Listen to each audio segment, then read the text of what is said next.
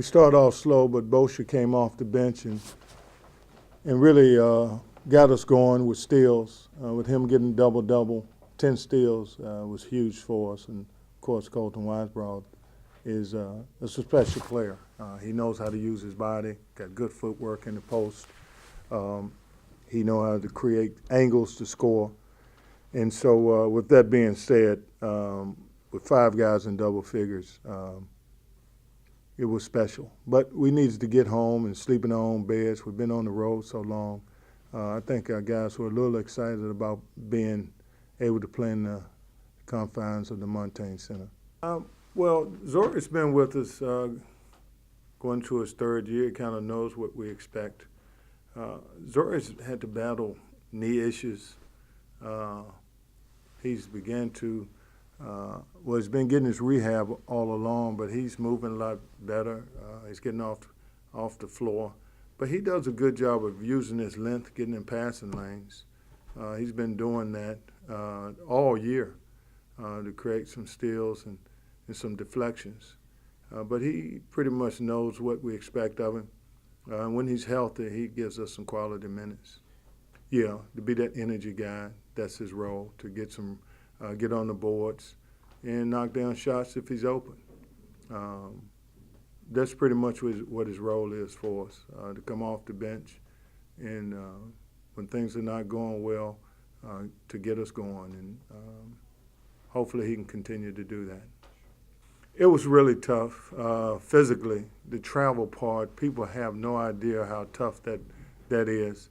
And then you're playing in a very competitive environment against some very good basketball teams. And then you couple that with the anxiety of coming back home to prepare for exams. And so what people don't understand, being a student athlete is not an easy task. But when you go and play against quality opponents on the road, makes it even tougher. And then when you lose a couple on the road, then you become a little bit mentally fragile. So it was a tough stretch. I'm just glad that we've been able to get through that part of it.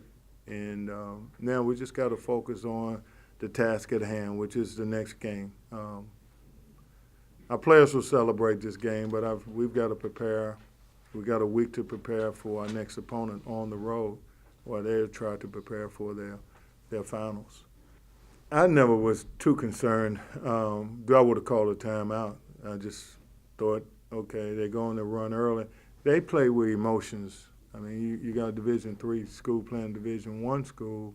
It's almost like their Super Bowl game, and they want that win. That's a huge win for a Division III school, and I give credit to them. They did come out with a lot of energy, but then after that, that energy and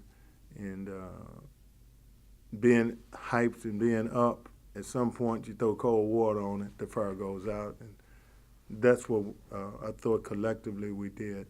We were able to sustain good effort and sustain our focus. And we kept our poise even during that run. So I was just glad that we were able to show some fight, even though that team came out and threw the first punch. It is. That was part of the plan, to try to be able to play at least 7 or 9 guys. And hopefully, if we could get the 10th guy, we could press. We wanted to press really for 40 minutes with 2 units.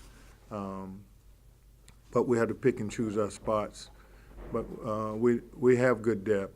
It's just a matter now of keeping guys healthy.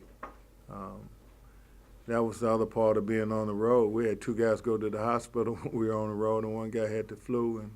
And so we had to overcome some adversity as well on the road. But even with that depth on the road, it still wasn't quite enough when we played those opponents that we played. Well, when we recruited Zori, as y'all all know, we recruited him to be a shooter. And so he did figure out quick how does he get on the floor with his defensive effort. And he played like a veteran player. He figured out you got to play both ends of the court if you're going to be able to play here. And so I think he's got more confidence now with his defense than he does his three-point shooting. But it's very encouraging to know at any time he can really spread the defense. Once he knocked down a couple shots, then he really is going to become a threat for us. Well, free throws is part of his concentration. And then the other part is confidence. You make a couple, and then, of course, you don't press as much.